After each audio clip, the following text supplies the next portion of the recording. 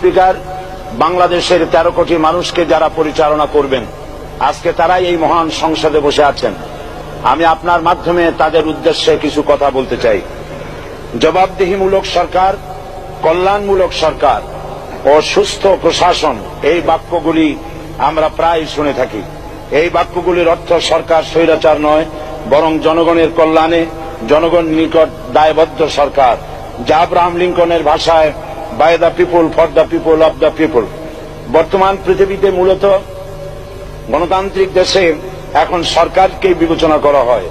এরূপ সরকারের জনগণের সার্বভৌম ক্ষমতার উৎস হিসাবে বিবেচনা করা হয়, অর্থাৎ সংখ্যাগরিষ্ঠ প্রতিনিধিদের প্রণীত আইনই হল আইন, এবং নির্বাচিত হবার পর সরকার হয়ে পড়েন সমগ্র জনগণের, আর বিরোধী দল হয় ছায়া সরকার। এর প্রথম উপস্থাপক হলেন বিশ্বনবী হযরত মুহাম্মদ রাসূলুল্লাহ সাল্লাল্লাহু আলাইহি ওয়াসাল্লাম।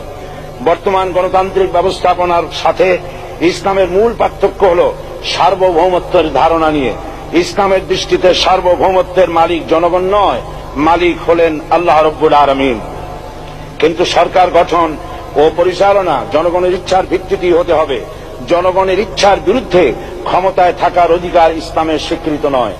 মাননীয় স্পিকার, সাধারণত লক্ষ্য করা যায় সরকার, সরকারি কর্মকর্তা ও কর্মচারীবৃন্দ জনগণের উপর নানাভাবে জুলুম, নির্যাতন বা শোষণ করে থাকে।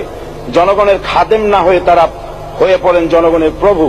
তারা জনগণের সম্পদকে তসরুপ করে।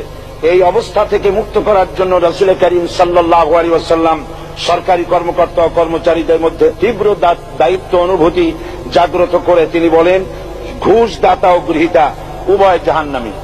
নবী করিম সাল্লাল্লাহু আলাইহি ওয়াসাল্লাম আরো বলেছেন, আমরা যদি কাউকে কোনো রাষ্ট্রীয় দায়িত্ব প্রদান করি, তখন সেই ব্যক্তি তার ব্যক্তিগত কাজ যতটা নিষ্ঠা ও আন্তরিকতার সাথে পালন করে, রাষ্ট্রীয় দায়িত্ব যদি সেভাবে পালন না করে, তবে কিয়ামতের দিন তাকে উল্টো করে জাহান্নামে নিক্ষেপ করা হবে।